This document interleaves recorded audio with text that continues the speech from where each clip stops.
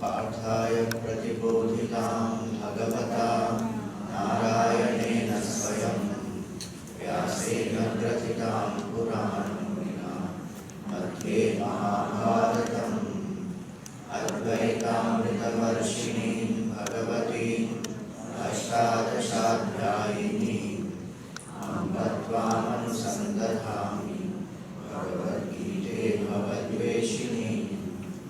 नमोऽस्तु ते व्यासविशालबुद्धे पुल्लारविन्दायतपत्रनेत्र येन त्वया भारततैलपूर्णः प्रज्वालितो ज्ञानमयप्रदीपः प्रपन्नपारिजाताय स्तोत्रवेत्रैकपाणये ज्ञानमुद्राय कृष्णाय गीतामृततुभे नमः।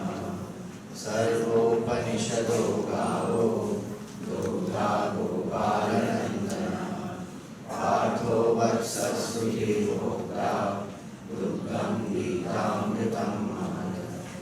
वसुदेवसुतं देवं कंसचाणूरमर्दनं देवकी परमानन्दं कृष्णं वन्दे जगद्गुरुम्। In this month, the next shloka we learn today.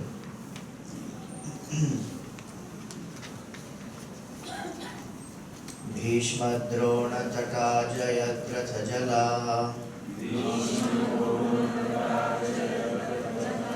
गान्धारनीलोत्पला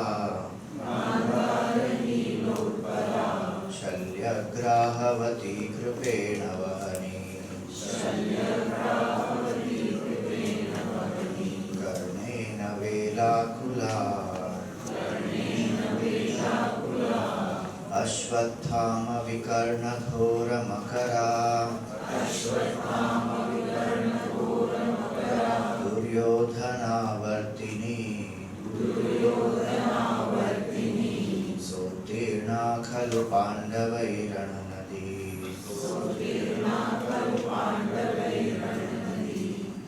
कैवर्तकः केशवः।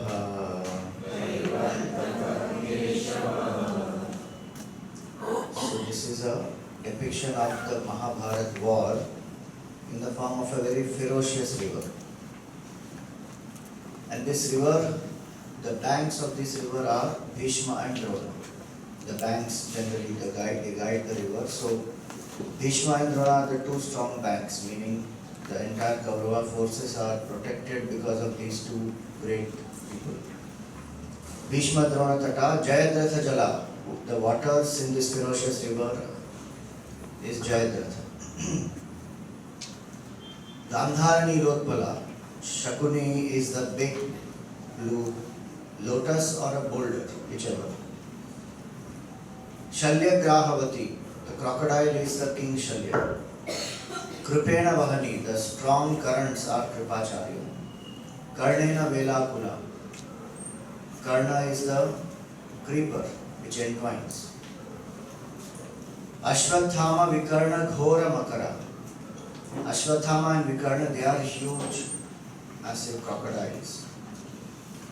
Duryodhana Vartini, and Duryodhana is the whirlpool. This ferocious river, any one of these is enough to drown the boat. The boat of the Pandavas is sailing in this such a ferocious river, and it reaches the shores. Sotirna Khalu Pandavaihi, Rana Nadi, this river of war, is crossed over by Pandavas. They win such a massive war. Why? Kaivartaka Keshava, because the Lord is their boatman.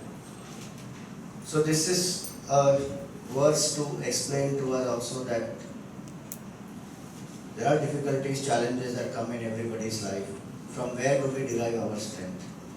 In this case, it was Lord Krishna who was their source of strength, their support, their faith came from Lord Krishna. And so, when Bhagavan, we remember that Bhagavan is always with us. Most difficult circumstance and situation also we can cross over. With that faith and that understanding that the Lord is with me at all times. Now we go to lesson number 4.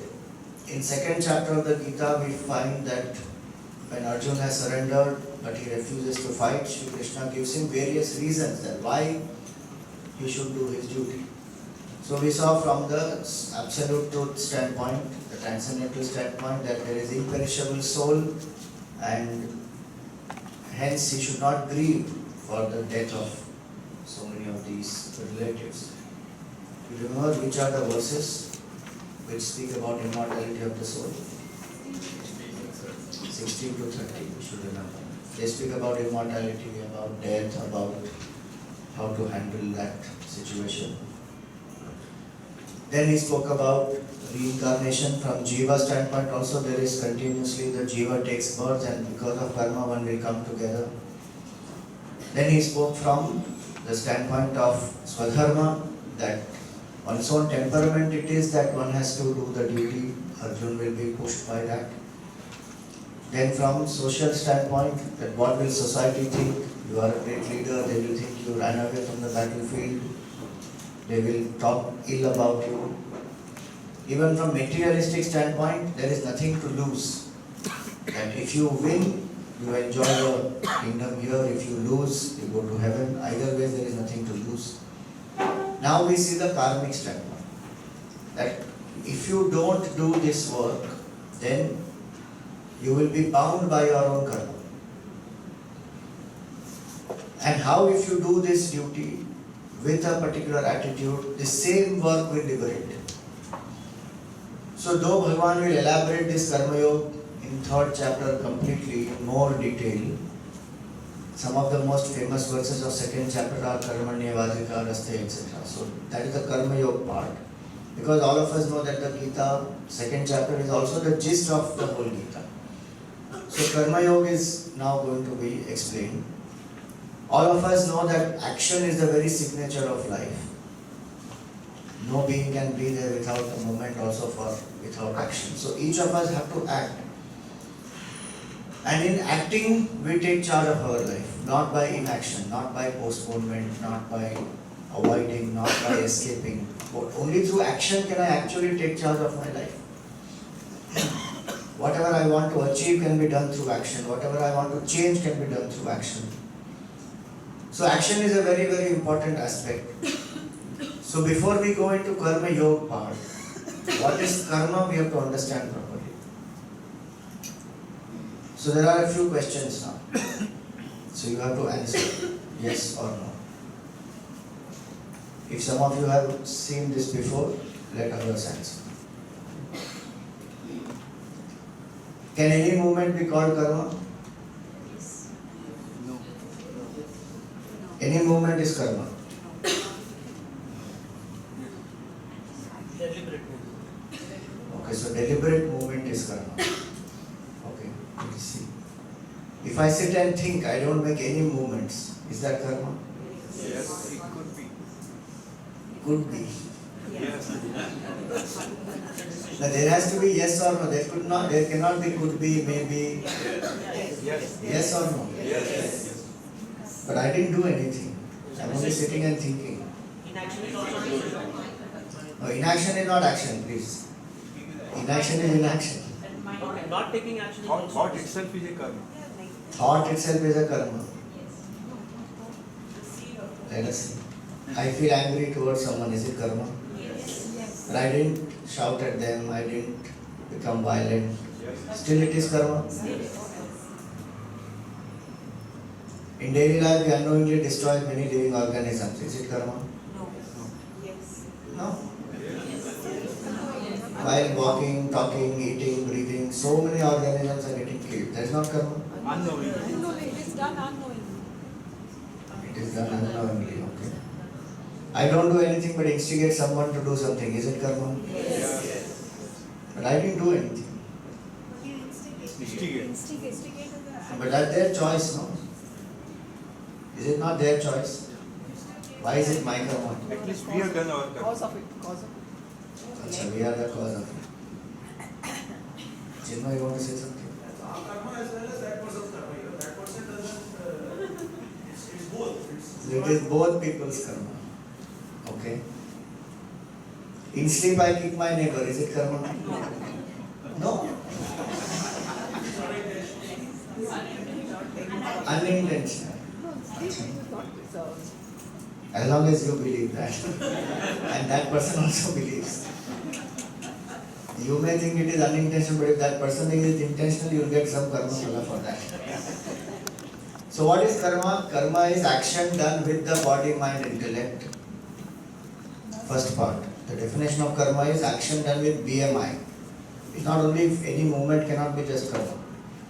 When there is an intention behind it and then there is a doership with it, then that becomes a karma. So every physical action with an intention and doership is a karma. The emotions that I feel, that also is a karma. I may not do anything. I feel anger, I feel love, I feel contentment, I feel forgiveness, compassion. All that is karma.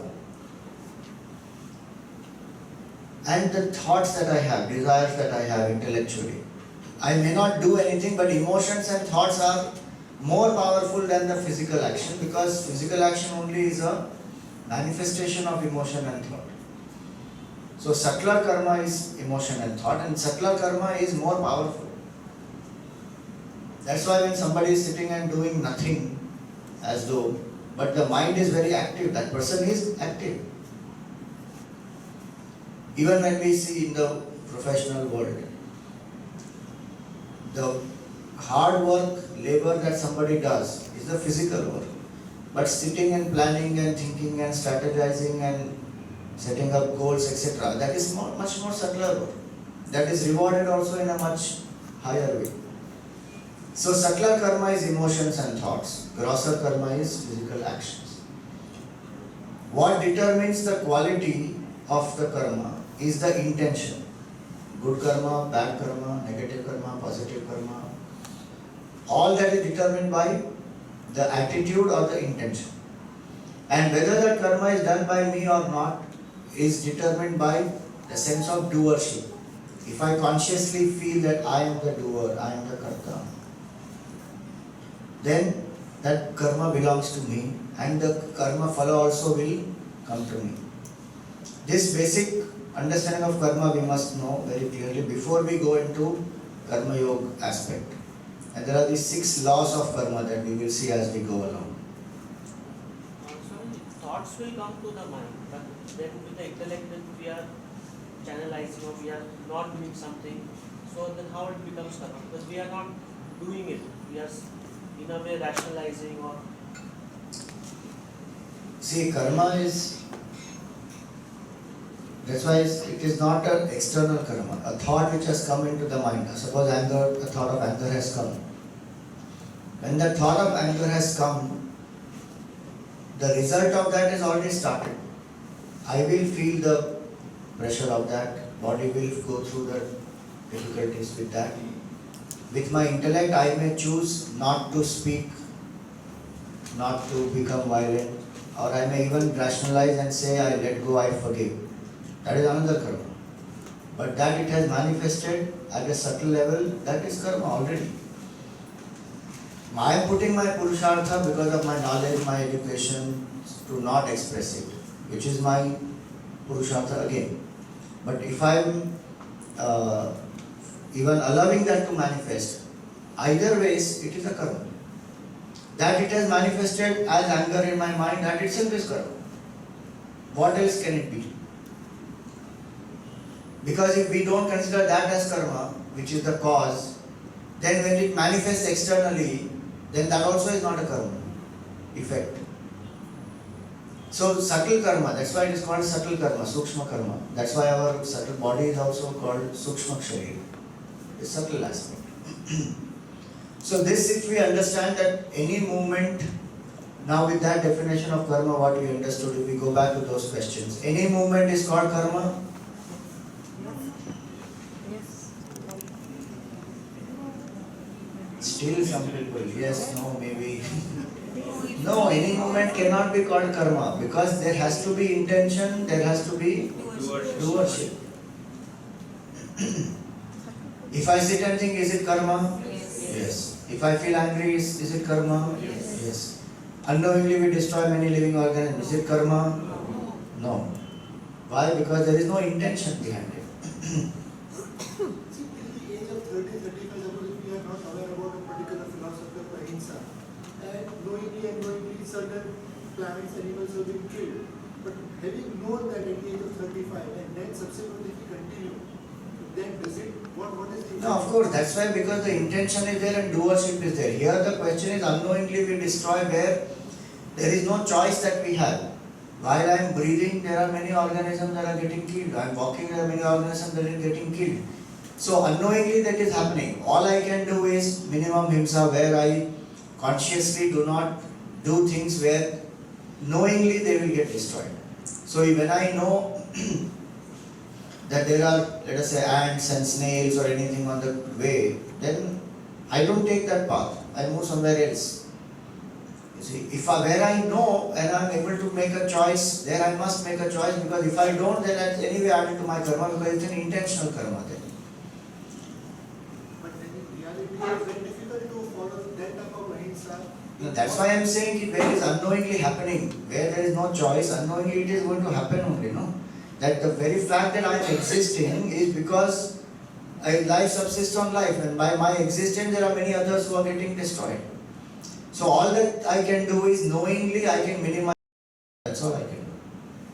So that's why it doesn't get, in our culture we have those other aspects that unknowingly also, when I am destroying the creatures in the world, I must ensure that I do certain actions as my prayaschitta. So this, in our culture there are this Pancha Mahayajnas that are done. So then one does prayers, one does chanting, one does offering of the food, one does so many other things which are there. Nama japa one can do. So there are various things which one does, because unknowingly also beings are getting killed. That's why each one has the duty towards environment, duty towards the animals, duty towards the plants, etc., the rivers, all that. So in one way, if I am destroying something in the environment, in the other way I must replenish that also. But it doesn't get added into the karmic cycle where I have to consciously go through the result. So suppose if I kill, let us say, a mosquito wantedly. Now I am doing that because I feel that yes, it is a danger to me and I may fall sick, etc. So I need to do that. But the attitude with which I do it, I will get the result of that. No? Because it's a conscious karma. But where I am eating a food, there unconsciously the plants and beings are getting destroyed. So that doesn't get added to my karma cycle. But yes, there is an impression which is left. So do some japa, do some dan, do some punya karma, and through that let that negative impact which is created because of some unknowing himsa that has happened, that let it go away.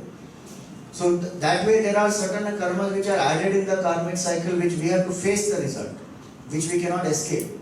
That is one to one. But there are so many of these unknowing actions which are not added, which don't have to be faced one to one. Just imagine if we have to face the karma of so many jivas that are being killed because of my unknowing actions. We will never be free from karmic cycle at all. We will only be settling all the time the negative karmas. So unknowingly when these things are done, that's not a justification to indulge in himsa. The attitude should be as minimum himsa possible, consciously I must do. Even a simple thing. When we were growing up, in the kitchen we used to help out our parents. So if something has been cooked and that hot plate is there and then you put it in the sink for wash, then the mother would say that don't pour water on that. Why? Because that water has organisms and then you are offering that water on this hot plate and unnecessarily they will all die. When you don't need, let it cool by itself. So that is a conscious action which is done. Lot of Jain sadhus, sadhvis, when they walk, they clean that path. Why? So that any organism which are there, they don't get harmed. So wherever it is possible to consciously avoid himsa, one must avoid. But unconsciously, by my very existence, there will be beings who will get killed. Now, what do I do in that? So, those don't get added in my karmic cycle, but the impression that they create, I must ensure that those get negated through the good actions. Negated in the sense, the mind remains in a more positive state. I don't do anything but instigate somebody, yes, that is a part of my karma, because the motivation came from me. In sleep I kick my neighbor, is it karma? No. As long as it is unconscious, it is not my karma. But the opposite person also must believe that same thing. So how does karma work? Karma is called action. Cause, karma phala is the effect. Karma is cause and effect, and it's a universal law. It is not that some people ask us, Swamiji, what about those who are not Hindus? Does karma affect them also? It's like asking what about gravity? Does it affect those people who don't believe in science? And it will affect anybody, whether you believe in science or you don't believe in science, whether you know gravity exists or doesn't know gravity exists. Karma will impact everybody because it is cause and effect, simple. We are alive because of karma.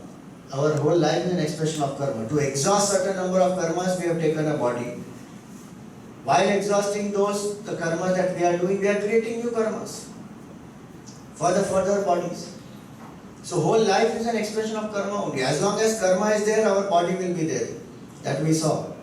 And the moment that karma is over, whatever is the condition of the body will drop. Just imagine such an important aspect.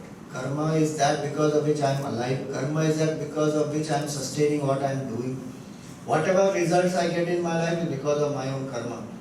And nowhere in education system we are taught about what is karma. How to do karma. How karma binds, how karma liberates. No idea only.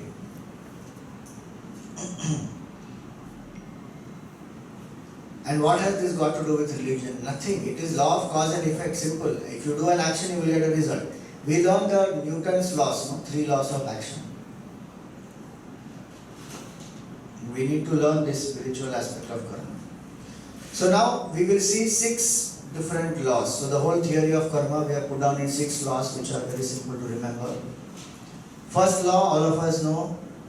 Just now we did also. Action is anything done with a sense of doership through the body, mind, intellect to get happiness from object, emotion and thought. So the first law is anything done with BMI to get happiness from OET by the PFT. So that BMI chart, if you remember. Consciously done action through the BMI to get happiness, that is called karma, and every karma will give a result. Every conscious karma will give a result. Whether I want it or not, I like it or not, I want to face it or not, it will produce a result.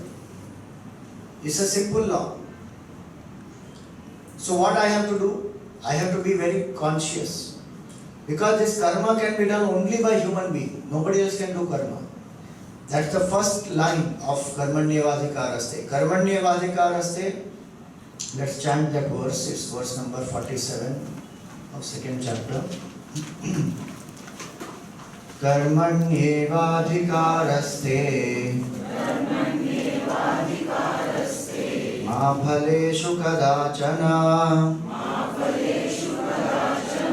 ma karma phala heturbhuh Mate sangostva karmani.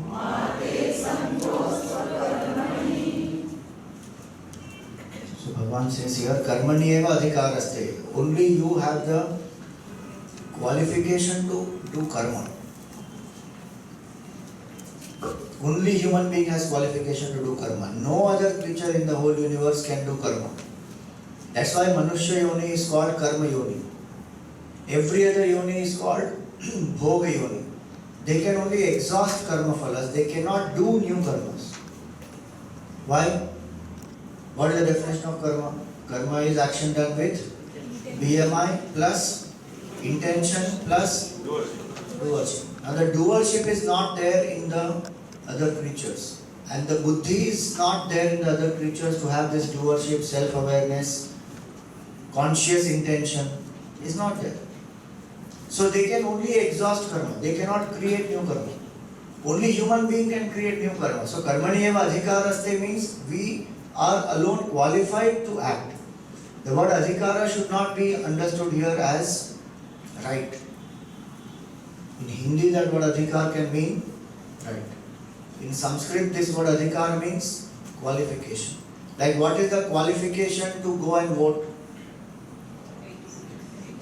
18 years. That's a qualification. When I get qualified, then I get the right.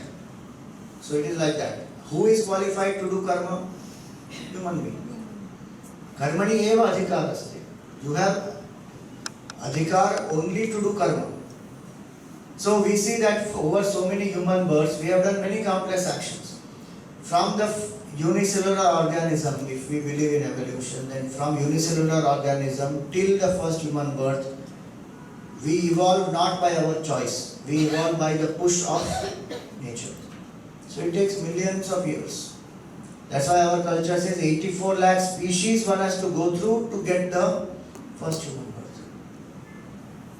Now Swamiji, but population is increasing like anything, human being population. But human being population is minuscule compared to the number of jivas that are there in every other species. So they are just evolving and they are coming into the higher realms. There is no such fixed number. A lot of people think that there is a fixed number of jivas in this world. That is their assumption. It's not that there are some 40 quadrillion jivas who are there and then the universe is managed by them. It is not. There is an infinite number of jivas. There is no fixed number at all.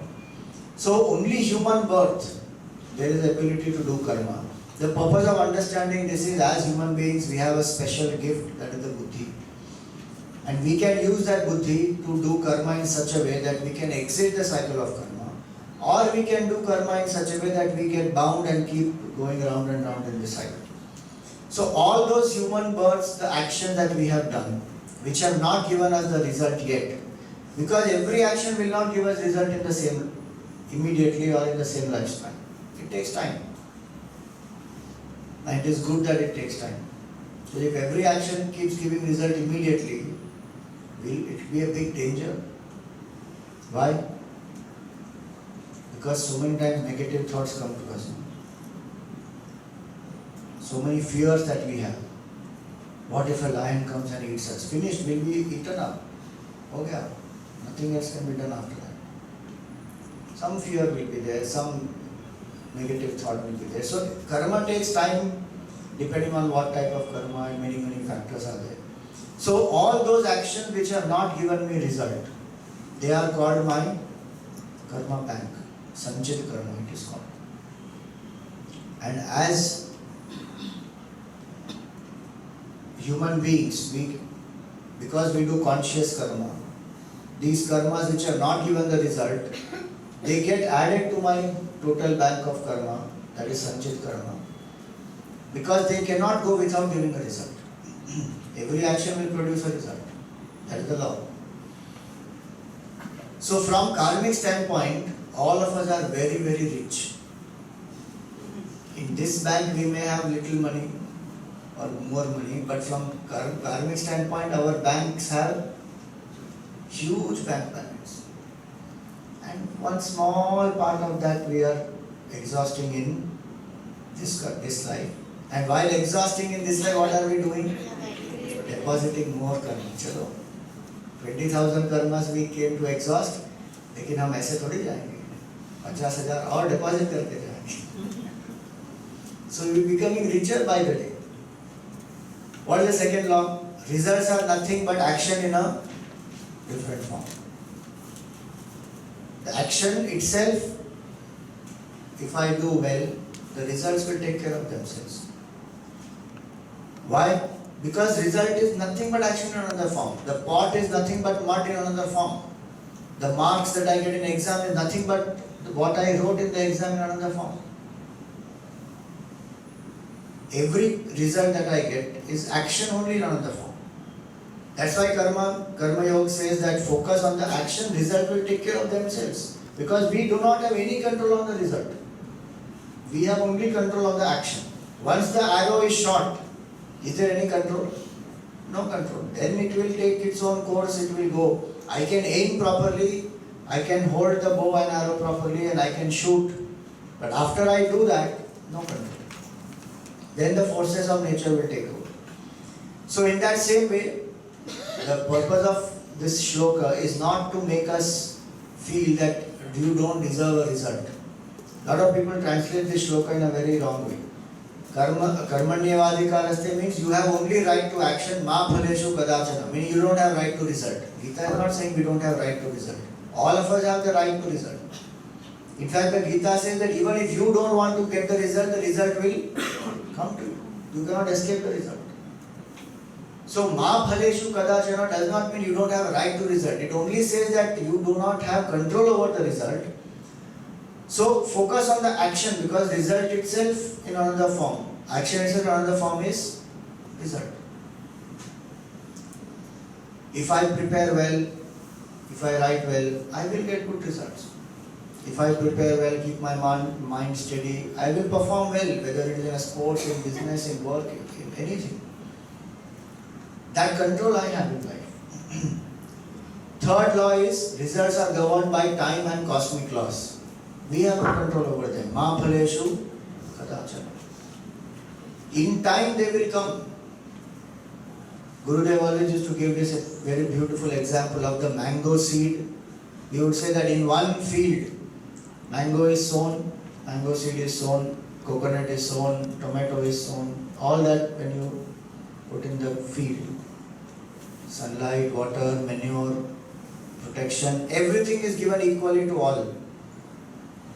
But will all of them give fruits at the same time? No. Each one will take their own time, each one has their cycle. According to that only it will come. So in the same way, we may do many karmas in this life, but not every karma will give result. So what governs the result? In brief, we have just written here time and cosmic laws. Each karma will take some time to fructify because it depends whether it's only my karma or is it collective karma, with what intention I have done, how much time does it take to manifest, how strong was that intention and sankalpa. So many such factors are there. So in time they will manifest and they are governed by what? Cosmic laws. Like the example of the arrow. When I shoot the arrow, it will be affected by what? The wind. There is one factor. Cosmic factor in that wind will affect it. How I have shot it, the trajectory will affect it. How far is that the goal? How much time will it take to hit? All that will affect that. So in the same way, there are external results. So the external laws, law of gravity, law of action, law of electromagnetism, all that which is external laws. Just like the universe is governed by external laws, in the same way the universe is also governed by internal laws. Those are the values, the ethics, morals. You may or may not believe, but karma is like that. If a good karma is done, the good result will come. Bad karma is done, bad result will come. Internally also, externally also. But we don't see that very often. The depth of it we don't appreciate. So then we see there's a shallow view of life there. That so many people did so many things, they are not getting result because they are seeing in a limited time. We'll see the fourth law when we come to that. So the point here is that the results, they will come governed by time and cosmic laws. And we should also know one more aspect about the results. That the results by themselves have these four features. They are very uncertain. What result will come, we don't know. Like first time you try to make a pot, very uncertain. What will come out, no idea. Have you tried ever pottery? It's very fascinating, very nice. You try. With Balvihar children and all we do in our camps. Very nice to do pottery. And what a skill that is. You put that mud on that pot and then the potter has to move it and then nicely the potter would have given shape and he will tell us to touch it. Little we touch and that whole pot goes. It's result is very uncertain. Sometimes it comes, sometimes it doesn't come. It requires practice, skill, many things. Even after practice and skill and best performance, sometimes the result is uncertain. Because there are other factors which will affect it. So one is it is uncertain, other is it results are always in future. Results will never be in the now. So what will the mind do always? And future being uncertain, mind will always be anxious. Will I get, will I not get, what if I don't get? Mind will always feel that anxiety. So if I am getting attached to a result, these four things will happen to me. I will always remain in uncertainty, I will always remain in anxiety.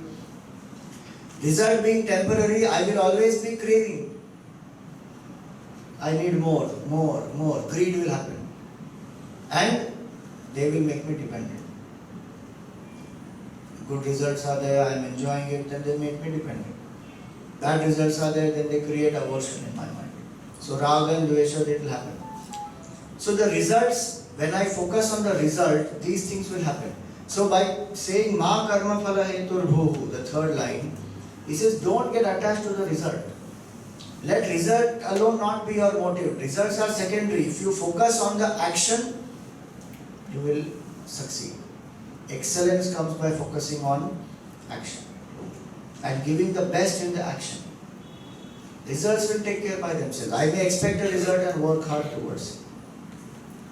That much alone, I must focus on the result. No other thought about the result. Specific expectation I may have, and then to get that, how best can I act, and focus completely on the action. So these are first three laws. What is the first law?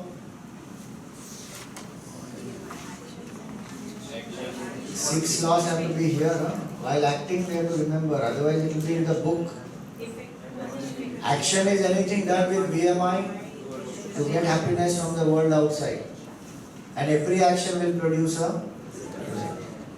Second law, results are nothing but action in another form.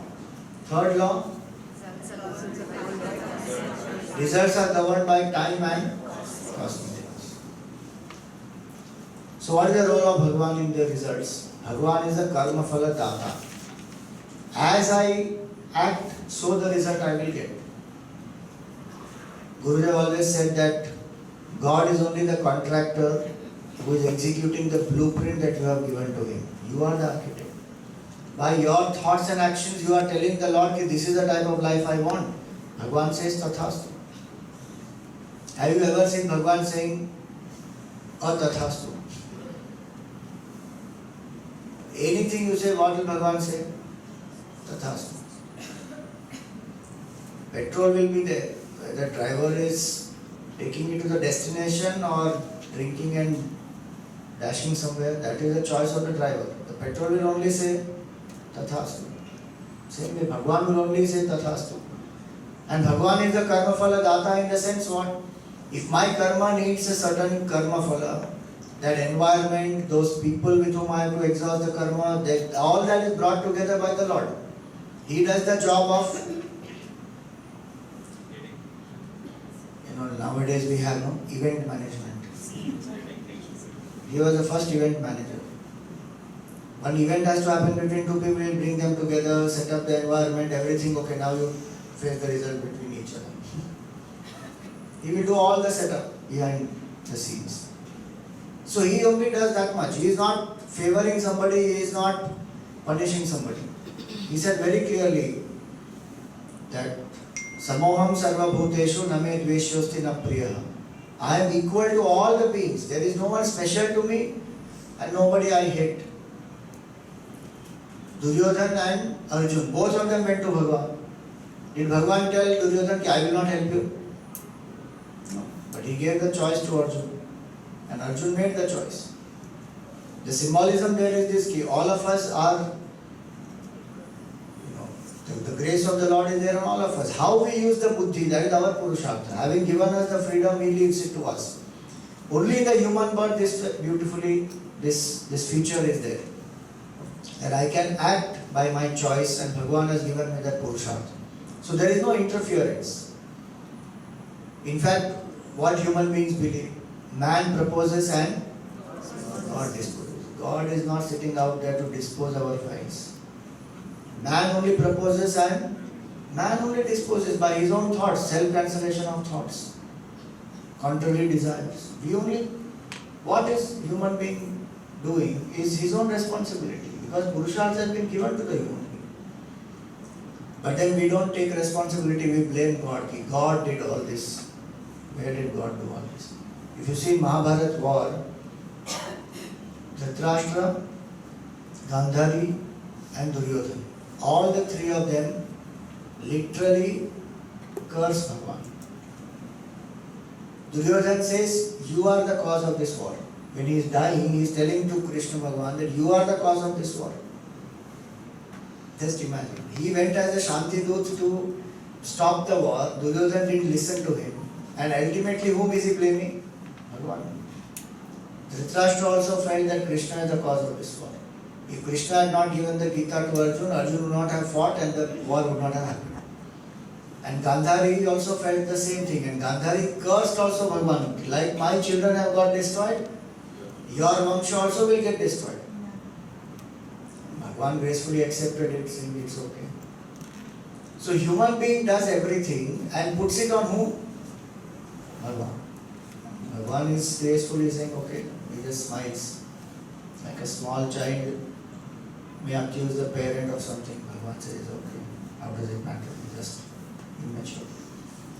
So God does not interfere. He is the karma phala adhyaksha, karma phala data. The choice to do karma is ours. So if we apply the law of karma, the third law, that results are governed by time and cosmic laws, whatever actions we are ready to get results in time, from that total karma bank, let us say 20 lakh karmas, in that some 2 lakh karmas are ready to give me result. To enjoy those 2 lakh karmas, to experience the result of those 2 lakh, I take a body, whichever body it can be, not necessarily only human body. Any body it can be, depending on what type of karma it is. That is called the prarabdha. What is the meaning of prarabdha? That which has already begun. Prakarshena arabdha. Meaning, I have already done the karmas, now I am only getting the result. But while I am getting the result, I also have a choice of how will I face that result, which is going to create my future. So destiny is my own past actions. It's not written by some God up there. Gurudev used to say very beautifully, he says, God has better things to do than write dirty lines on your forehead. He is not sitting and writing stuff, you will be like this, you will be like that. This person will be rich, that person will be not rich. This person will be good, that person will not be good. He doesn't sit and do all that. He is given the freedom. You act how you want to act. The beauty of this whole thing is that Bhagwan gave the freedom to do karma. Bhagwan gave the buddhi, because of which the freedom is there. How to use that freedom? He gave knowledge through the Vedas and the scriptures and every other, so many methods and means. So he gave the knowledge, he gave the capacity to act, he gave the ability to choose, and then still human being blames God. So Bhagwan does not do any of this. My prarabdha is my responsibility. So what is the result of this? We have chosen our environments, our parents, our everything. Whatever is happening in my life today is happening only because of my karma predominantly. And of course there is collective karma, so we come together because of the mutual karma also. But predominantly it is my karma, because of which I am coming in contact with somebody else. So I can never blame anyone. That's why people find it difficult to come to spirituality. Why? Because in spirituality, I have to take responsibility. I cannot put it on somebody else. I cannot say that because of my parents, because of my education, because of this government, because of this country, because of this, I am not successful, no. It is purely my karma, nothing else. And because that I understand, then the beauty of that is then I will stop lamenting, I will stop feeling victimized, I will stop blaming people. I will take charge of my life. So if I understand karma philosophy properly, karma is most empowering philosophy. Unnecessarily people think karma is a fatalistic attitude. Anyway, everything is predetermined by God, what is the point of my doing anything? Nobody said that. Bhagavan very clearly saying you have the choice. At the end of the whole Mahabharata also, what did Bhagavan tell Arjuna? Yatha ichhasi, tatha kuru. Do what you please. He didn't tell Arjuna, I have given you such a big lecture, now please you better fight the war.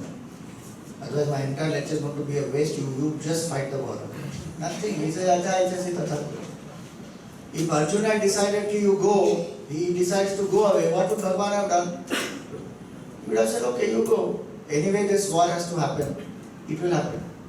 And he told him already, even if you go away, these people will be killed because their karma is that. They will get the result.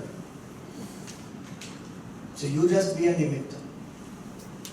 So that way, first point is to understand that we can't blame anybody. Second point is to understand these cosmic laws. Because time and laws are governing this karma, I must study the scripture, understand what is this karma, what are the laws, what binds, what liberates.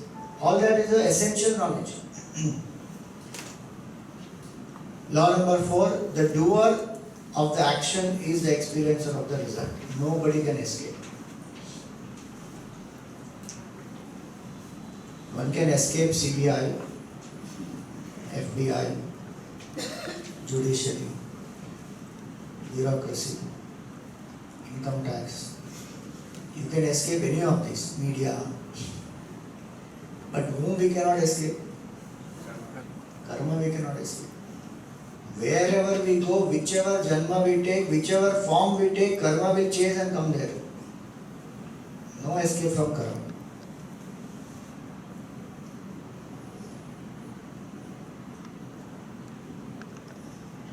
One lady in the PJ, she put one advertisement. Husband wanted. So the friend asked, did you get any reply? She said, yes, I got more than 40 saying take mine. You cannot escape karma that way. Okay. How? Only today's life is possible.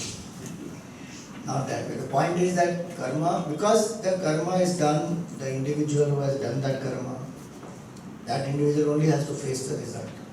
What is the proof? The proof is so many things that we are going through in our life, which we don't remember we have done any karma, but the result is coming. If you do past life regression, you will understand this result is because of that particular karma. There are so many experiments which have proved it nowadays.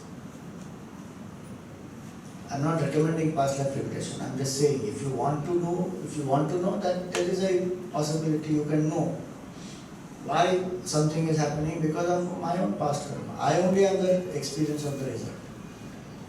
Bhishma Pitama asks to Lord Krishna, when he is on the bed of arrows, he is asking that I went back into 70 lives of mine, I couldn't find one reason why I had to suffer like this, such a painful death.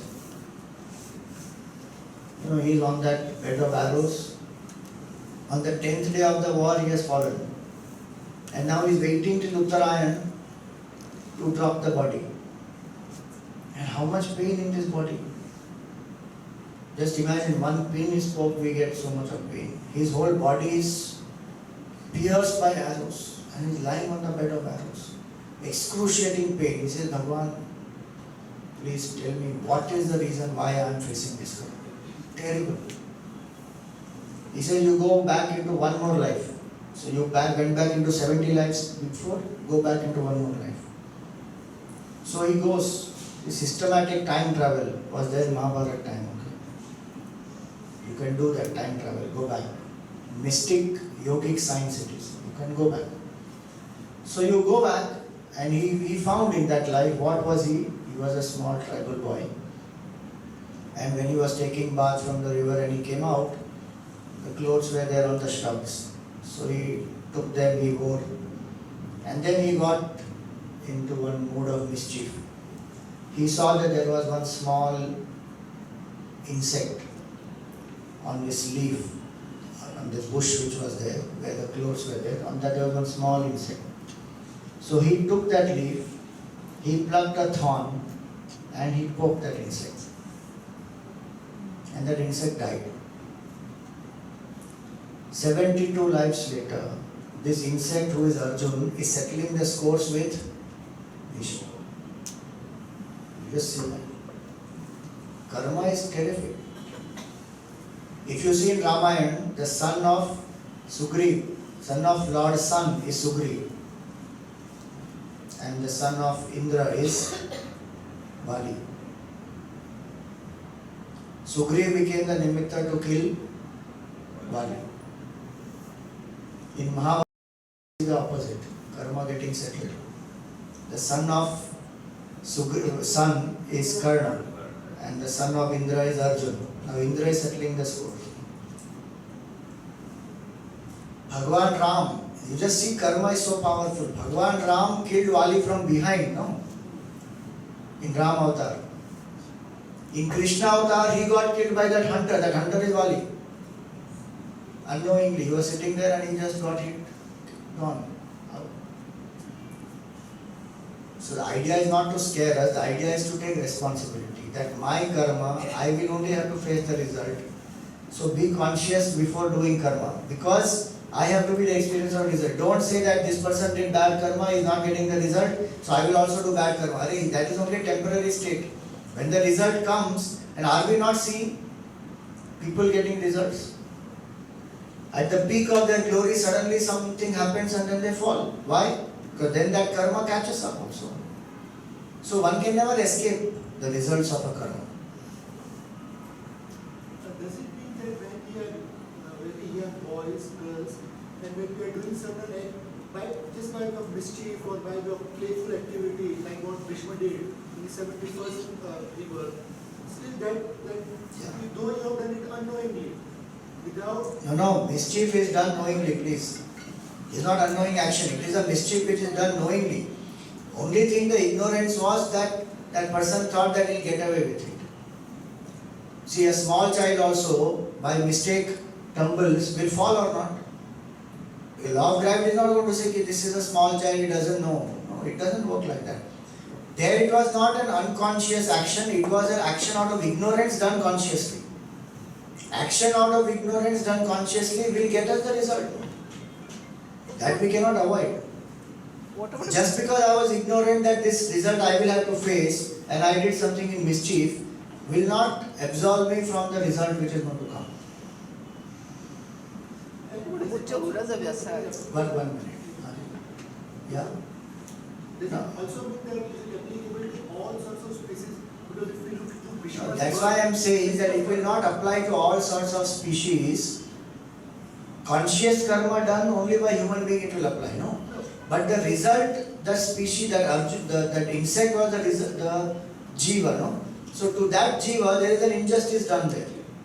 So that jiva will have to settle that score in the next life. No, I appreciate that, but if you look into Bhishma's birth, his birth was typical. He was some Yaksha, Kinnor, I don't know, and 7 sons died, and so he was not a human being in the earlier birth. No, that's a result of his karma only. He was one of the 8 Vasus, Ashtavasus, and that karma that he did was not appropriate karma, and because of that, and there were 8 of them together, but he was the main instigator in that wrong karma. So the result was that all the 8 had to be born on the earth, but because he was the main instigator, he had to live through the whole life. Others, they just took birth and they went. So karma is very, that's why it is in the Gita 4th chapter it will come. Gahana karmano gati. The way of karma is very strange. To understand that is difficult, but if we understand these simple facts that the doer has to experience the result, and when I am doing something consciously, I must be aware, take responsibility that do I want to face the result of this. That's why the knowledge of dharma is important. What is right, what is wrong, how it impacts me, and then how to ensure that I stick to righteousness. Otherwise the result which will come can be terrible. Even after sticking to righteousness, sometimes the result is terrible because of whatever has been done earlier in ignorance. So the person has to become more alert and conscious. That's the purpose of karma. So 4 laws. So if I apply the law number 4, experiencer of the doer of the action, the experience of the result. What is the meaning of this? And in the present birth, we are facing the results of our past. Whatever results, whatever karma I do now, that will create my future. Hence, no matter what I am till today, if I learn to change, if I resolve to change, my future can be very different. Because the present Purushartha I have. And if I understand this very well, then the doer of the action is the experiencer of the result. I don't blame anybody for my present what I am, because it's an influence of my own past. But in the present I have a choice to create a better future. That's how deep transformations happen. Ratnakar transformed into Valmiki. How? Only because that jolt that he got, either Narad Rishi or Santa Rishi, either of them, different Puranas give different accounts, that he met these people who made him realize that your karma you are doing, for what are you doing such negative karma? So he says, I am doing it for my wife and children. He says, go and ask them, will they share? He says, of course they will share. So he says, no, go and ask. So when he goes and asks, what do they say? They say, we didn't tell you to do all this. We are not going to share. You have to deal with it. When it hit him so hard that my karma I have to face, and I am alone in that. There is nobody else there with me. That's one fact of life, that each of us are alone here. The company and all this is one big illusion. As long as karma is there, we are there together, company of people. The moment that karma gets over, all no company, nothing, gone. Deep relationships, they just break. Why? Because karma is over, full stop. And unknowing people also we gel well with. Why? Because karma has brought them together. Hence, when a person understands that no matter how many people are with me, I am still individual in my own journey. And I have to face my own karma. Can somebody's eating food quench my hunger and thirst? No, it cannot happen only. My hunger, I have to only eat. Same way, my karma, I only have to face results. So when it struck Ratnakar so deeply that all this karma I have done, I have to deal with the negative effects all alone. The moment a person realizes that I am alone in this journey and I have to face all this by myself, person becomes responsible. So what did he do? He told Naradji, you please tell me how to come out of this negative state right now, because I can't think of anything else except looting, murdering, plundering. What can I do? So he said, you chant Ram. He said, I can't chant Ram. My tendencies are murderous tendencies. He said, okay, chant Mara. See the name, the power of the name also. Ulta Nama Japat. He became Valmiki by just chanting the Ulta Nam. Mara, Mara, Mara, Mara, Mara, Mara, Mara, and then the mind becomes purified, and then he is able to chant Ram. You know, in some place where I was giving this talk, these youngsters were there, in Siddhabari, Dharamshala. So there when I gave the talk, and we went out there is just outside the ashram there is one small tea stall where they sell momo. So all these youngsters, they went out and they were eating momo. So I was going for a walk, and I said, what are you doing? He said, we are eating momo, Swami. He said, why are you eating momo? He said, because if you eat momo and you say momo, momo, momo, momo, it will become om. Mara Mara becomes Ram, momo becomes om. So the point there is that people like Ratnakar, they resolved, then they transformed, because they realized that I have to face my own karma, and that chanting that Mara Mara Mara Mara, he became Valmiki, and Valmiki was a contemporary of Lord Ram. He wrote Ramayana when Ram Bhagwan was there, not at some poetry he wrote afterwards. That's the power of transformation, one realizes. So karma makes us transform. No matter what I have been till yesterday, it doesn't make a difference. The day I get up, In Gujarati they say, "Uthya tyarthi savar." We should apply that properly. Meaning what? Early morning we should get up. Don't say कि whichever time I wake up, that is morning for me. The moment I realized that this is a wrong way of living and I feel the need to transform, and I should transform, over. No, but my past will affect me. It will affect. If I have not been able to wake up consistently in the morning, I have been lazy, lethargic, and I somehow decide, from tomorrow I must go to the gym and I have to lose weight. That strong resolve in me will make me get up in the morning. But the past influence will also be there. The one part of the mind will still say, how does it matter? You are anyway not the body. Just sleep. Just do your duty and you deserve all the rest. I get up in the morning. For what? Chidananda Rupa Shivoham Shivoham. You are not this body. Then go to sleep. That impact will be there of the past tendency. But what do I have to do at that time? Because of my present resolve, I say nothing doing. At this moment, this body is an instrument to do sadhana. I want to get up and do my gym. Full stop. I'm going. Now, if I keep doing this, the influence of the past will go. Don't expect that because I have had a good result, suddenly the influence of the past will be disappearing. No, it will still remain. It will keep telling me to do the same thing. But my purushartha is to do the new thing. So the doer of the action is the experiencer of the result. Fifth law, every action will produce two results. Visible result and invisible result. What is the visible result? Visible result is anything that can be experienced by us at the BMI level, body, mind, intellect.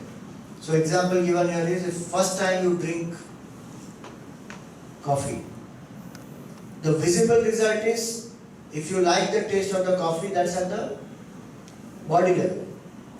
You feel that, oh, it's such a nice taste, what a lovely coffee. If it is being given to you by somebody whom you love, then there is emotional satisfaction. This person brought me coffee for me, or is so caring for me, whatever. An intellectual level, if you have had a desire that is fulfilled, then there is a deep satisfaction. This can be understood, visible. But what is invisible is the impression or the vasana. If the coffee is good, the impression in the mind is coffee is equal to happiness. So whenever I want to experience happiness, what will the mind think? Let's have coffee. See how advertising also works based on spiritual principle. Kuch meetha ho jaye. That is an impression in the head. Kuch meetha ho jaye. So what will you think of? Cadbury, straight. Now that impression is gone in the mind, so meetha is equal to Cadbury. You can't eat, you cannot stop with one. So chips you go on eating, you cannot stop with one.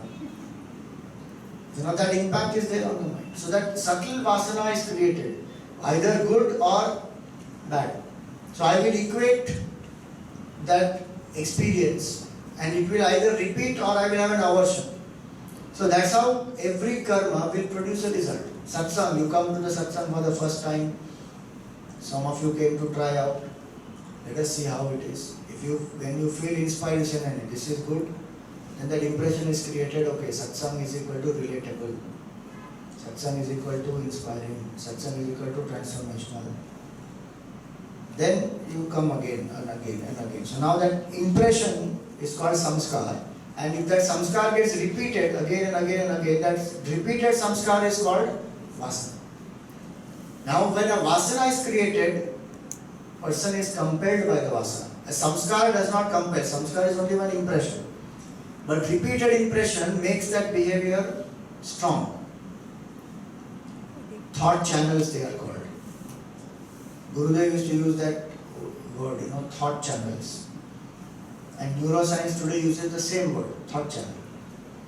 Neural networks are created in the brain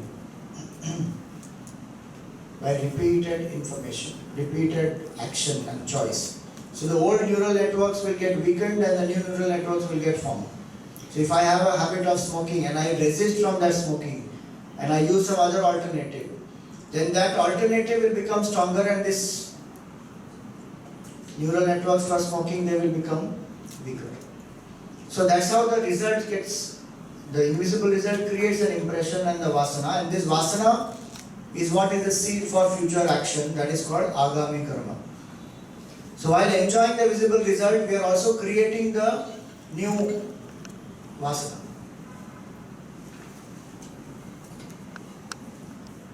As well as some of the results which have not come while going through certain karma, phala, when I am acting, I am creating some new karmas which have not given me the result. Those are added to my sanchit karma, my total karma bank. Now this makes the cycle of karma complete. From total bank comes some results to exhaust which we take great birth, that is my prarabdha. While exhausting prarabdha, what am I doing? I am creating new karmas which are my agami karma. This agami gets added to sanchit karma.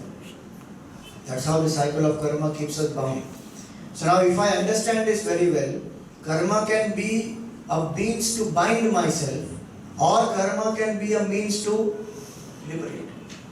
This cycle all of us know. Impression leads to desire, desire leads to thoughts, thoughts lead to action, action gives results, and results further add to the impression. Now this cycle goes on. This is the cycle of birth and death, actually speaking. Not just birth and death. The cause of birth and death is this cycle. Punarapi jananam, punarapi maranam. Punarapi janani jathare shayanam. This is called samsara. Iha samsare bahu dustare kripaya pare ahi murare. Oh Murari, please help me to get out of this samsara. How to get out of this? As long as I do the action with the ego and egocentric desires, I am the doer. I only have to experience the result. Even the results of good karma, they create sattvic impression, but still they will create impression and they will be binding only. They are definitely better than the rajasic and tamasic karma. Because from sattva guna I will get the punya and I will get satsang, and from that I get knowledge and I get liberated. So it is karma is such a thing that I can use karma to bind myself, I can use karma to liberate myself, but when I use karma to myself, through that karma I must get knowledge, because only through knowledge there is a liberation. So now 5 laws you have seen. Repeat the 5 laws. First one is what? Action is anything done with the BMI to get happiness from the world outside. Action, every action will produce a result. Second, results are nothing but action and another. Third, results are governed by time and cosmic laws. Fourth, doer of the action is the experiencer of the result. Fifth, every action will produce 2 results, visible and invisible.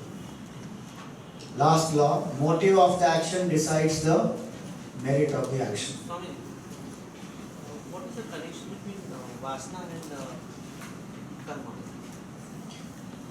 So vasana is the impression, karma is action. Desire, thought, action. Desire and thought are subtle karma, gross karma is the physical action. And karma phala is the result.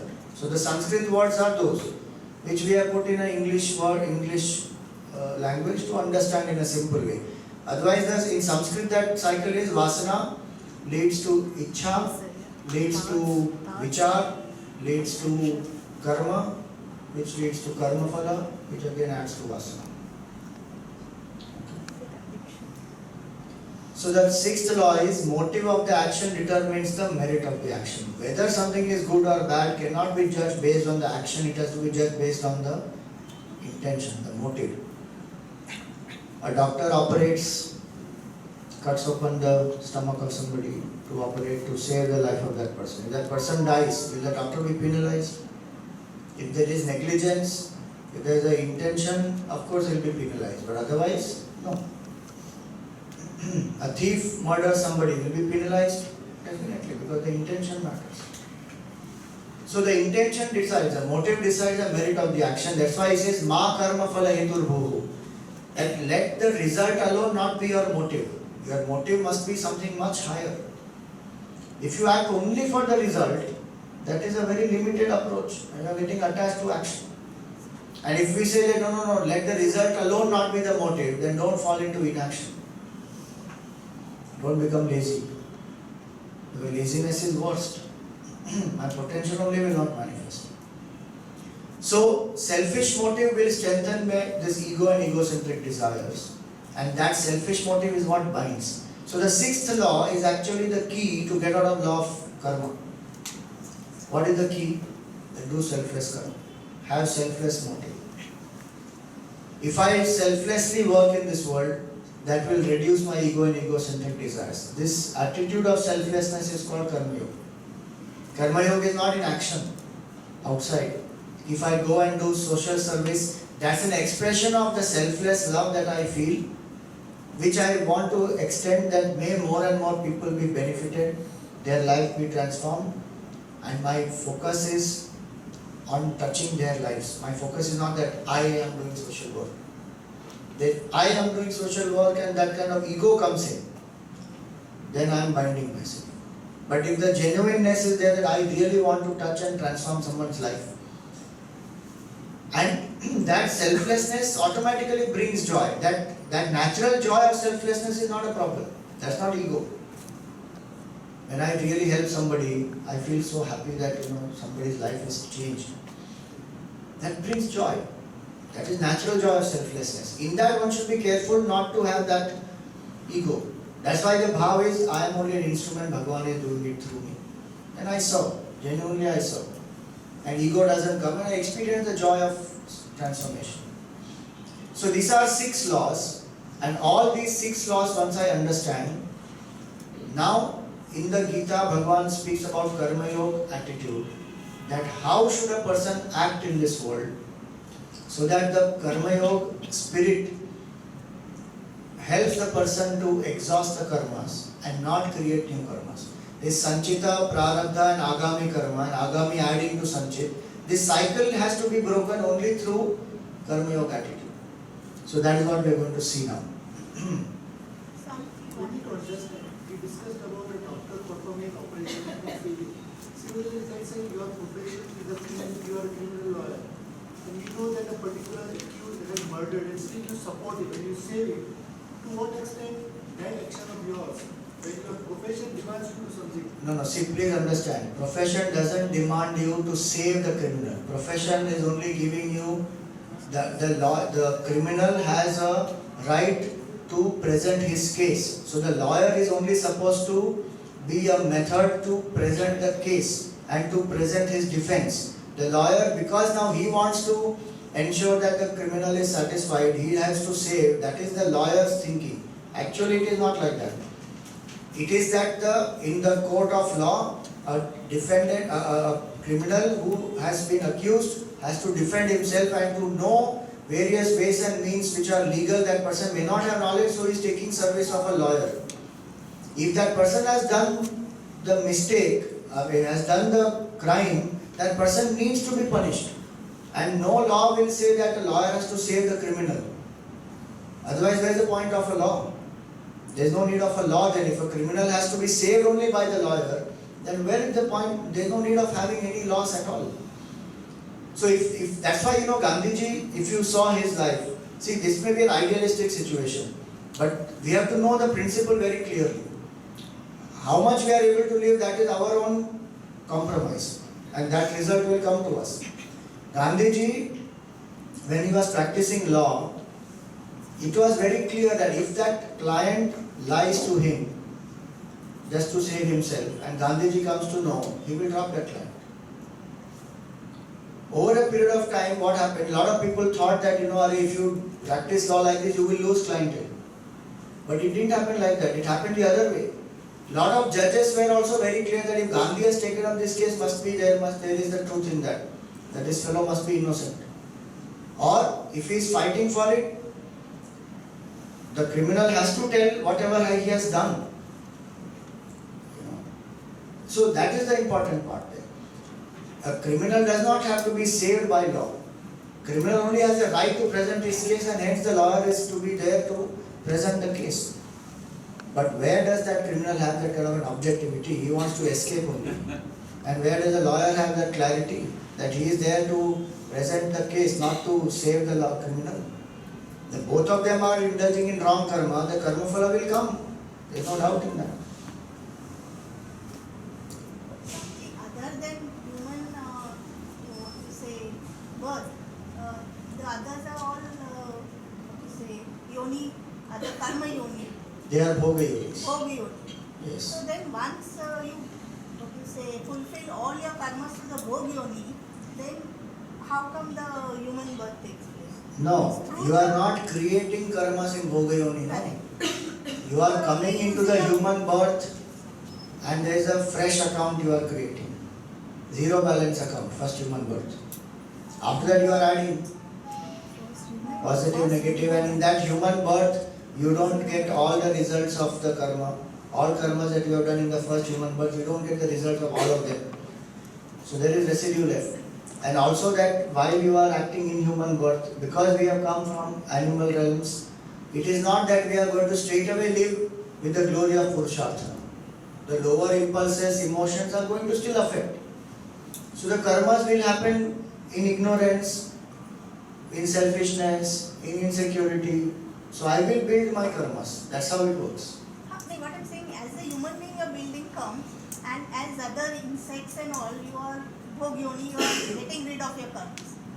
Not all karmas, no. That's why as human being, when you have created many karmas, some karmas you are exhausting through Other the yonis. bhoga yonis. But when those bhoga yonis are over, it's not that at one shot all of them are over.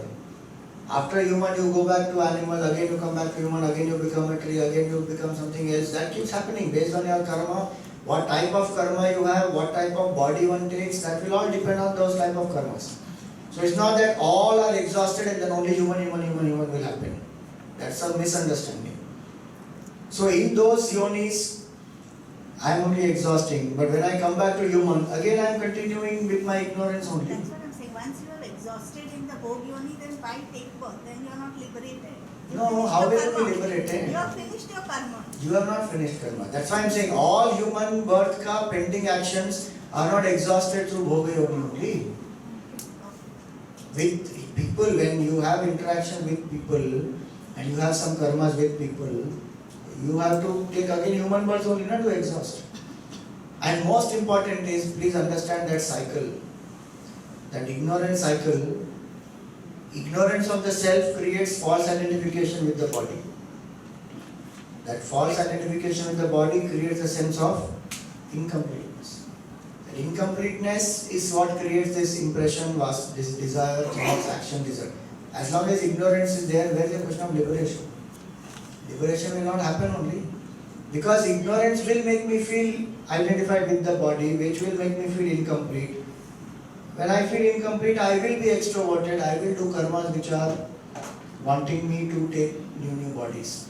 So this cycle keeps on fulfilling itself because the cause is not removed. What is the cause?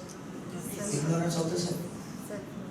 Till ignorance of the self is not removed, one will keep taking new births. Like a dream, no? Till you don't wake up from the dream, what happens? The dream continues. What does psychology say? Every dream, the longest dream that we are able to dream is how long? 2 to 3 minutes. Nobody can dream more than that. No, Swamiji, such a long dream I had. Full night. You keep dreaming in chunks of 2 to 3 minutes, going to deep sleep, again dream, deep sleep, dream. That keeps happening. Till one doesn't wake up, this will continue. Same thing. Till I don't wake up to the realization of the truth, I will keep taking new bodies. Somebody else had one more question. Swamiji, it's non-vegetarian food eaters. They should be advised. See, from karmic standpoint, of course, where there is choice available, non-vegetarian should be avoided only because minimum himsas is the principle.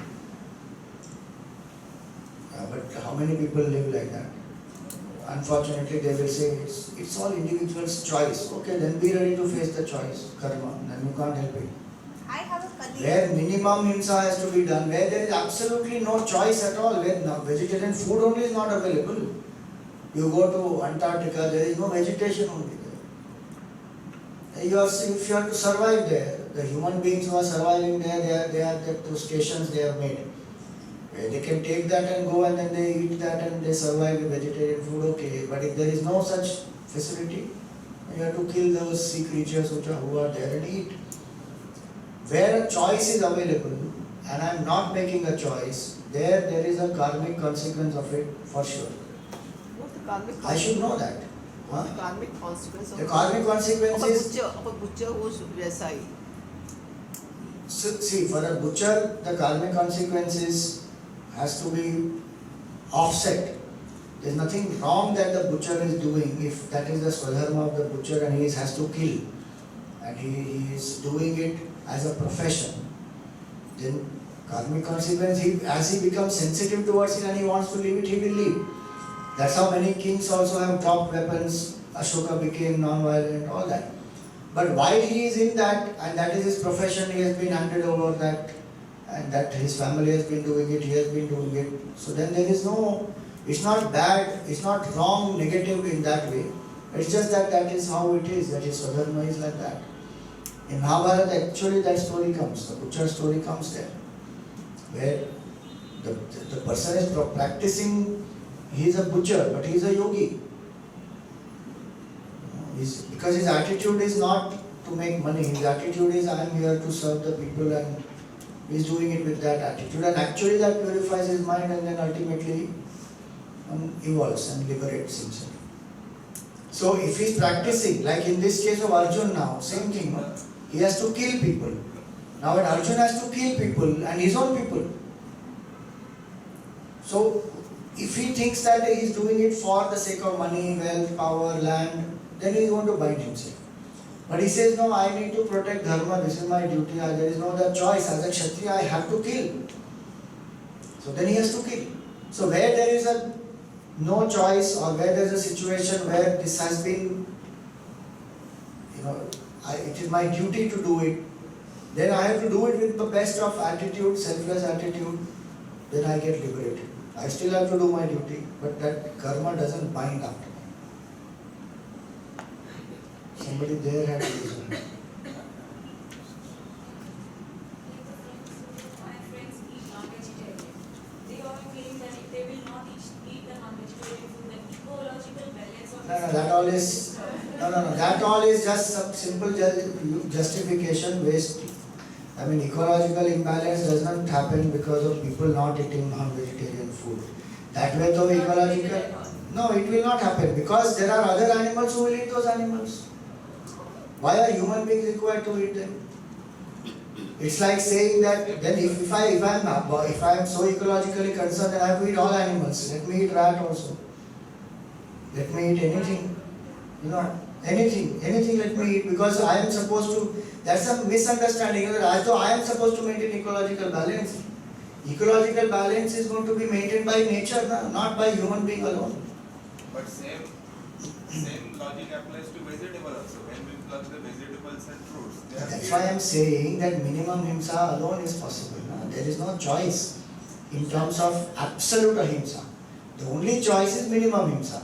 So obviously and please understand one more factor there, that in vegetables I don't have to destroy all the plants always. But the one seed is equivalent to getting watermelon throughout the earth. That much is the But power. that's okay. The seed I may not, so the life is not getting destroyed in that. No, the seed is still not manifest as life there. And there in a example of a mango tree, you don't have to destroy the mango tree. The ripe fruit will fall, you eat it. And that's why you see in some of the cultures they will not eat some of the things growing in the ground, below the ground, because in that you have to pluck and the whole thing will get destroyed. So what is growing above the ground, that will fall. So you can eat that. So there they are making a choice of using something where you don't have to destroy completely. Where this is a minimum himsa, where the vegetable is just falling off the tree or you just pluck it off the tree and you eat. See, that's why this whole karma, when we understand properly, The fact is that how much more responsible can I be, that much I should be. There are certain things which I cannot avoid, where I don't have a choice, I have to go through that. Minimum himsa is only possible. But where I have a choice, I must make that conscious choice sensitively. That's an important aspect. So this much is about karma. Once we understand this part, karma yoga attitude, what exactly is karma yoga attitude? How karma is, how should I act in the attitude of karma yoga so that I get free from this cycle of karma? That we will take up in our next session.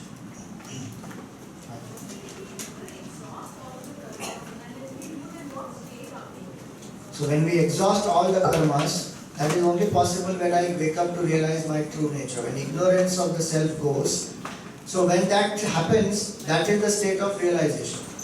That is what is called Sthita Prajna. So the second chapter, after Karma Yoga, the portion is actually Sthita Prajna. The person is in a state of fulfillment, where the person has gone beyond ego and egocentric desires and experiences oneness with the whole creation. And the state of fulfillment is that where nothing more is required. The person does not feel any sense of incompleteness, feels fullness, completeness, oneness. So that's the state of love, unconditional. That's the state of complete self-illumination and knowledge, which is what the goal of human life is, and that's the only way to exit this cycle of karma, through gaining self-knowledge and realizing that I was never the doer. The whole action, etc., was just a mere projection. So those are higher aspects of Vedanta, where we understand Karma Yoga helps me to come to non-doership. Non-doership takes me to self-realization. The last two lines of the last slide, yogi enjoys the result, and the karma yogi enjoys the action. Can you elaborate a little bit? I will take in my next class, because that's the whole continuation, that how a karma yogi lives, what are the attitudes of a karma yogi, and how the karma yogi enjoys both action and the result. I will take up in my next class. 6 laws of karma you have to memorize. That's your homework. Okay? Don't keep it in the book. If you come here, then you will apply it actually consciously. Okay, so next week we will continue this. After that, for 2 weeks there are no classes. 2nd April and 9th April. 2 weeks, no class, and again we continue from 16th April. Om Purnamada Purnamidam Purnat Purnamudachyate Purnasya Purnamadaya Purnameva Vashishyate Om Shanti Shanti Shanti